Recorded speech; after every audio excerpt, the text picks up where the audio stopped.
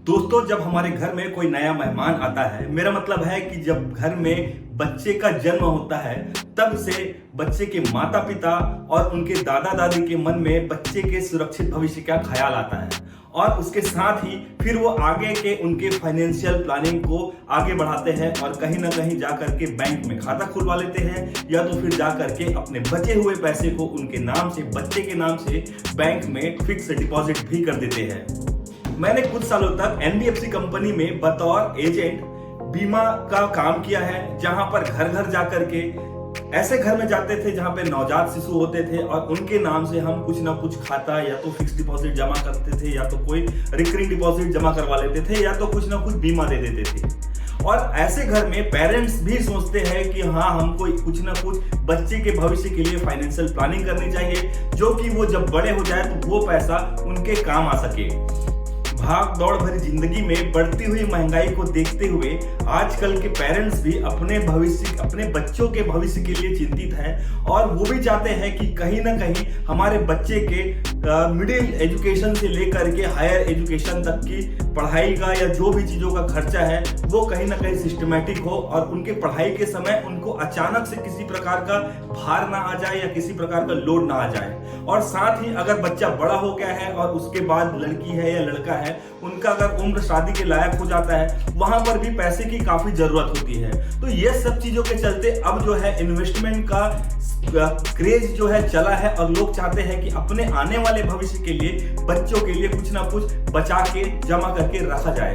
और ऐसे में हर एक माता पिता के लिए बेहद जरूरी हो जाता है कि वो अपने बच्चे के भविष्य को देखे और उनके लिए एक जमा पूंजी बना करके रखे, या कभी भी बच्चा अगर बड़ा हो गया तो उनको बिजनेस के लिए पैसा चाहिए, उनको हायर एजुकेशन के लिए पैसा चाहिए या उनकी शादी के लिए पैसा चाहिए या किसी प्रकार का इन्वेस्टमेंट चाहिए, तो एक अच्छे माता पिता होने के नाते वो उनकी उस समय पे मदद करे और बच्चे के भविष्य को संवारने में उनको सक्षम बनाए। नमस्कार, मैं हूं Shailendra Dewangan, founder and director Shaurya Infratech real estate group Raipur से। As a real estate consultant मैंने पिछले 13 सालों में हजारों फैमिली को एक अच्छा इन्वेस्टमेंट दिया, उसके बाद उनको एक बेहतर रिटर्न मिला। इसके कहीं ना कहीं इसका कारण है कि वो उस समय जागरूक थे या कहीं ना कहीं मैंने उनको जागरूक किया और आज जाकर के उन्होंने अपने इन्वेस्टमेंट को बेहतर रिटर्न के रूप में प्रयोग किया और अपने घर परिवार, अपने बच्चों के भविष्य के लिए उस पैसे को, उस पूंजी को इस्तेमाल कर पाए।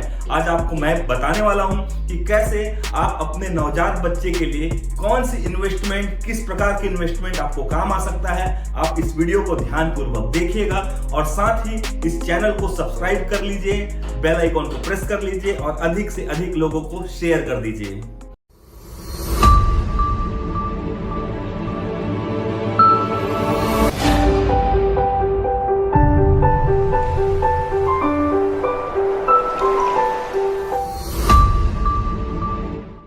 जैसे ही आपके घर एक नवजात शिशु का जन्म होता है, वैसे ही कुछ दिनों बाद आपके मन में बहुत सारी चीजें चलती रहती है और बच्चे के भविष्य के लिए प्लानिंग करते रहते हैं। उसी बीच में आपके रिश्तेदार या आपके दोस्त या आपका बैंक आपका अकाउंट जिस बैंक में खुला है वहां का कर्मचारी, ये कोई ना कोई आपके पास पहुंचता है और सबसे पहले बताता है कि आप बीमा पॉलिसी ले लीजिए।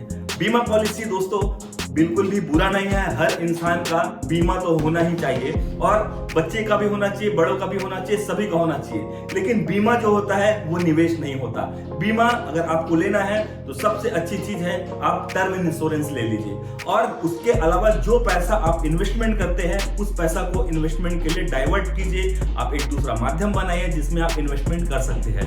दोस्तों, मैं अपने बैंकिंग और रियल एस्टेट के एक्सपीरियंस के आधार पे आपको बता रहा हूं कि रियल एस्टेट से अच्छा आपके बच्चे के लिए बेहतर इन्वेस्टमेंट इस दुनिया में कोई दूसरा नहीं हो सकता और सुरक्षित भी बिल्कुल नहीं हो सकता रियल एस्टेट के मुकाबले, क्योंकि जमीन की कीमत लगातार बहुत ही तेजी से बढ़ती है और सुरक्षा के दृष्टिकोण से भी देखा जाए तो आपकी जमीन को या आपकी प्रॉपर्टी को कोई चोरी करके नहीं ले जा सकता या ही कोई उठा के नहीं ले जा सकता। इसलिए सुरक्षा के दृष्टिकोण से भी देखा जाए तो real estate is the best option for investment. मैंने 2008 में एनबीएफसी में कंपनी में काम करते हुए कुछ पैसे सेविंग किया था और उसी समय एक रिश्तेदार मेरे घर में आए और उन्होंने मुझको बताया कि रायपुर शहर में मैंने एक प्रॉपर्टी खरीदा है, आप भी चलिए देखने। मैंने उनके साथ देखने के लिए गया और इत्तफाकन वो प्रॉपर्टी भी मुझको भी पसंद आ गया। वहां पे बहुत सारी प्रॉपर्टी थी, प्लॉट कटिंग हुआ था तो मैं भी पसंद कर लिया वहां पे। और उस समय मेरे पास कुछ सेविंग्स बचे हुए थे, लगभग 2 लाख के आसपास में। तो उसके बाद मैंने उस प्रॉपर्टी को डील को डन किया और 1.5-2 महीने के अंदर अंदर इधर उधर से हाथ पैर मार करके मैंने उस प्रॉपर्टी की रजिस्ट्री करा ली। उस प्रॉपर्टी का वैल्यू था 3,75,000 रुपया। अब उसको रजिस्ट्री कराने के बाद उस डेवलपर के साथ मेरा रिलेशन अच्छा बन गया था, तो मैं उनके साथ जुड़ भी गया और मैंने उनको कुछ ग्राहक भी दिया, जिससे मैंने 2 पैसे कमीशन में भी अर्न किया। उसके साथ साथ फिर मेरा रियल एस्टेट का कैरियर भी चालू हुआ। अभी कुछ साल पहले 2 साल पहले 2020 में जब मार्च में लॉकडाउन हुआ, उससे कुछ ही दिन पहले 18 मार्च 2020 को मैंने उस प्रॉपर्टी को सेल किया, क्योंकि मुझको एक बड़ा डील करना था, अपने बिजनेस के लिए काफी फंड की जरूरत थी। तो मैंने उस प्रॉपर्टी को सेल किया और दोस्तों जब सेल किया तो मुझको 3,75,000 रुपए इन्वेस्टमेंट जब किया था मैं 2008 में, तो 2020 में मैंने डील को उठाया है। मतलब लगभग 12 साल में मैंने उस प्रॉपर्टी से 11,25,000 रुपए में उस प्रॉपर्टी को बेचा। मैंने इन्वेस्टमेंट किया था 3,75,000 रुपया और मुझको मिला 11,25,000 रुपया। ये मेरे लाइफ का सबसे बड़ा एप्रिसिएशन मैंने देखा कि यार रियल एस्टेट में एक्चुअल वाकई में एप्रिसिएशन होता है। मैंने तो जुड़ा तो बहुत समय से हूँ, लेकिन मुझको जब खुद को बड़ा एक बेनिफिट मिला तो बहुत ज्यादा खुशी हुई कि इस लेवल का बेनिफिट मिलता है। मैं अगर लोगों को बताता हूँ, लोगों को समझाता हूँ कि रियल एस्टेट में एक अच्छा एप्रिसिएशन मिलता है, रिटर्न मिलता है, मुझको मिला और मुझको और ज्यादा खुशी हुआ वहां पे। दोस्तों मेरे इन्वेस्टमेंट का 12 साल में 3 गुना रिटर्न आया। अब आप बताइए कि कौन सा ऐसा बिजनेस हो सकता है या कौन सा ऐसा इन्वेस्टमेंट का सेक्टर हो सकता है जिसमें हर साल में 25% का ग्रोथ मिल रहा है। मुझको 25% का ग्रोथ मिला। ये रियल एस्टेट का सच है। वहां पर आपको काफी बड़ा इन्वेस्टमेंट मिलता है, काफी बड़ा रिटर्न मिलता है, वो भी बिना किसी रिस्क के। मैंने पैसा दिया, मैंने प्रॉपर्टी खरीदा, रजिस्ट्री पेपर मेरे हाथ पे आया, प्रॉपर्टी का कब्जा मेरे हाथ पे आया, वहां पे बाउंड्री वॉल वगैरह कर दिया। ये सारी चीज मैंने मैं इस प्रॉपर्टी को छू रहा हूँ, इस प्रॉपर्टी को देख रहा हूँ, उस प्रॉपर्टी में जा रहा हूँ, उस प्रॉपर्टी कोई ले जा नहीं सकता। ये एक्चुअल इन्वेस्टमेंट है, इसी को बोलते हैं रियल एस्टेट। रियल इन्वेस्टमेंट होता है रियल एस्टेट। दोस्तों रियल एस्टेट में इन्वेस्टमेंट करके मैंने एक काफी बड़ा रिटर्न पाया है। मैं चाहूंगा कि आप भी रियल एस्टेट में इन्वेस्टमेंट करें।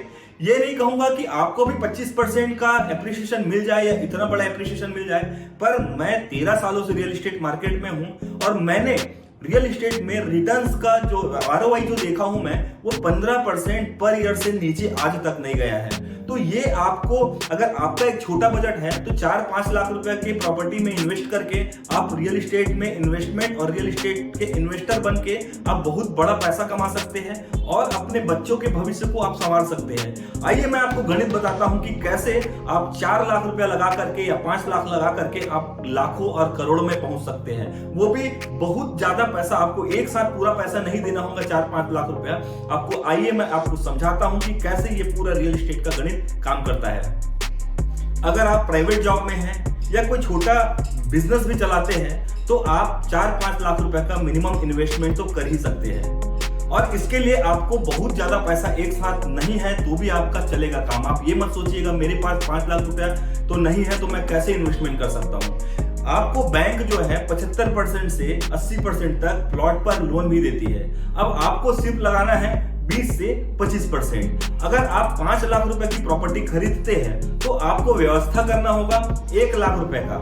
1 लाख रुपए आपका डाउन पेमेंट आ गया और लगभग 50 से 60 हजार रुपया उसमें रजिस्ट्री का खर्चा आ गया। अब उसके बाद में हम बैंक के प्रोसेस पे अगर आगे बढ़ते हैं तो बैंक आपको आज का जो लगभग रेट ऑफ इंटरेस्ट का जो दर चल रहा है 6.9% या 7% की अगर मैं बात करूं तो 7% रेट के हिसाब से अगर आप देखेंगे तो 10 साल का अगर बैंक में फाइनेंस कराते हैं, 1 लाख रुपया आपने दे दिया 5 लाख की प्रॉपर्टी में, अब बचा 4 लाख रुपया। 4 लाख रुपया को आप लोन पे लगाते हैं तो लोन आप लीजिए 10 साल या 15 साल। मैं हायर साइड पे ले चलता हूं, 15 साल का आप लोन लेते हैं। अब 15 साल का आप लोन लेंगे अगर, तो वहां पर आपको EMI जो आएगा कम अधिकतर जो आएगा लगभग 4,500 से 5,000 रुपए पर मंथ। तो 4,500 से 5,000 रुपया पर मंथ आप पटा रहे हैं और 15 साल में आपका जो ब्याज आता है, कुल मिलाकर के जो ब्याज पड़ेगा वो लगभग आएगा 1,60,000 रुपए का। 1,60,000 रुपया आपने ब्याज दिया, मूलधन दिया 4 लाख रुपया, 1 लाख रुपया डाउन पेमेंट दिया, मतलब आपका पड़ गया 5 लाख और 1,60,000 रुपये, लगभग आपका 6,60,000 रुपये के आसपास ही पड़ गया आपका। और रजिस्ट्री का खर्चा मतलब 60 लाख रुपया के आसपास मोटा मोटी आपका खर्च लगा। अब आप देखेंगे कि मैंने आपको बताया कि 15% का ROI होता है। 15% के ROI पे अगर आप देखेंगे, अगर 5 लाख की प्रॉपर्टी है तो लगभग हर साल मिनिमम की बात कर रहा हूं 75,000 रुपये तो बढ़ेगा। ये अगर आप देखेंगे 20 साल के लिए अगर आप प्रॉपर्टी को ले करके छोड़ दीजिए, आप वहां पर दिमाग बिल्कुल भी मत लगाइए कि यार 5 लाख रुपए में मुझको कितना बड़ा प्रॉपर्टी मिलेगा, छोटा है बड़ा है। आपके मन में सिर्फ एक ही चीज होना चाहिए कि ये पैसा को मैं इन्वेस्टमेंट के लिए ले करके छोड़ दे रहा हूं, उससे ज्यादा मैं कुछ भी दिमाग में नहीं लगाऊंगा। आप ये समझिए दोस्तों, 20 साल किसी भी क्षेत्र को डेवलपमेंट होने के लिए बहुत होता है। हायर साइड है 20 साल, शायद वो 20 साल में आपको 10 गुना भी दे दे। मैं आपको सिर्फ 3 गुना का बात कर रहा हूँ, 4 गुना का बात कर रहा हूँ। आपने 7 लाख रुपए लगाया पूरा ब्याज वगैरह करके, और 20 साल बाद आप प्रॉपर्टी को बेचने के लिए जब निकलेंगे तो वो प्रॉपर्टी का वैल्यू मिनिमम आपको 20 लाख रुपए देगा। आप देखिए, आपने 1 लाख रुपए डाउन पेमेंट स्टार्टिंग में एक मुश्त दिया, 50-60 हजार रुपए आपने रजिस्ट्री का खर्चा दिया, मतलब आप सिर्फ 1.5 लाख रुपए या 1.25-2 लाख रुपए दिए हैं अब 20 साल पहले, और 20 साल बाद जब उस प्रॉपर्टी को आप बेचने निकले हैं वो आपको 20 लाख रुपए आपके हाथ पे लाके देता है। मतलब 20 साल के बाद आपका बच्चा जब 20 साल का हो गया, 25 साल का हो गया, 21 साल का हो गया, अभी बहुत छोटा है 8 साल का है तो 28 साल का हो गया, उस समय उसको अगर व्यापार करने की जरूरत होगी, उनका पैसे का रिक्वायरमेंट होगा, पढ़ाई के लिए पैसे का रिक्वायरमेंट होगा, शादी के लिए पैसे का रिक्वायरमेंट हो गया, तो ये पैसा आपका किस लेवल पे काम आ सकता है आप इसको देखिए। दोस्तों, रियल इस्टेट इतना साफ सुथरा आज की डेट में हो चुका है क्योंकि आज के समय में टाउन एंड कंट्री प्लानिंग से अप्रूव्ड प्रोजेक्ट आ रहे हैं मार्केट में, और गवर्नमेंट इस पे और ज्यादा कसने के लिए बिल्डरों के जो जिस तरीके से जो बिल्डर्स पहले धोखाधड़ी किए हैं या लोगों को चीट किए हैं, फ्रॉड किए हैं, उससे बचाने के लिए ये सारा RERA real estate regulatory authority जो है आपके फेवर में आया हुआ है। तो इतने सब ट्रांसपेरेंसी के बाद में आपका पूरा पैसा कंप्लीटली देखा जाए तो सेफ है। अगर आप अपने बच्चे के भविष्य के लिए चाहते हो कि उनका भविष्य अच्छा हो तो आपको रियल इस्टेट में निवेश करना ही चाहिए। अभी मैंने बताया कि 5 लाख रुपया, ये 5 लाख रुपए का इन्वेस्टमेंट 15-20 हजार रुपए महीने कमाने वाला आदमी आसान से कर सकता है। अगर किसी का सामर्थ्य बड़ा हो, जिसको लगता है कि और ज्यादा मैं कर सकता हूं, उसको बड़ा से बड़ा इन्वेस्टमेंट रियल इस्टेट में करना ही चाहिए। आपने पुस्तक पढ़ा होगा rich dad poor dad, Robert T Kiyosaki का बुक है। आप अगर इस बुक को नहीं पढ़े हैं तो आप इस बुक को पढ़िएगा, और इसमें आप एक एक चीज देखेंगे कि रियल इस्टेट में छोटा इन्वेस्टमेंट करके एक इंसान कहां तक पहुंच सकता है। एक छोटा सा इंसान जो 20,000 रुपए महीना भी कमा रहा है वो आगे चल के अरबपति भी बन सकता है। ये पूरा माइंड गेम है दोस्तों। हम जो है इस चीज को समझते नहीं है, हम सिर्फ बाहरी की दुनिया में चल रहे हैं और हम लायबिलिटी में ज्यादा है। हमको लायबिलिटी बहुत अच्छी लगती है, महंगे मोबाइल, महंगे गाड़ी, महंगे कपड़े, ये सब चीजों में हम ज्यादा इन्वेस्टमेंट करते हैं। That is not investment, that is expenses, और ये हमारा एक्चुअल इन्वेस्टमेंट है जो आपको आगे चल करके रिटर्न देगा अच्छा। ये बच्चों के लिए भी और आपके खुद के भविष्य के लिए भी ज्यादा सही है कि आप जो है प्रॉपर्टी पे ही निवेश करें। कहा गया है दोस्तों, दुनिया की कोई भी फैक्ट्री जमीन का उत्पादन नहीं कर सकती है। जनसंख्या बढ़ रही है, उतनी ही जमीन कम पड़ रही है। इसलिए रियल एस्टेट में निवेश करें और ज्यादा से ज्यादा अपनी पूंजी को बढ़ाइए। रियल एस्टेट में निवेश करने के लिए इंतजार मत कीजिए, रियल एस्टेट में निवेश कीजिए और फिर इंतजार कीजिए। मुझे यकीन है दोस्तों, इस वीडियो के माध्यम से आपने रियल एस्टेट में निवेश के महत्व को समझा और जाना कि रियल एस्टेट में निवेश करके पूंजी बना के आप भविष्य को कैसे सुरक्षित रख सकते हैं।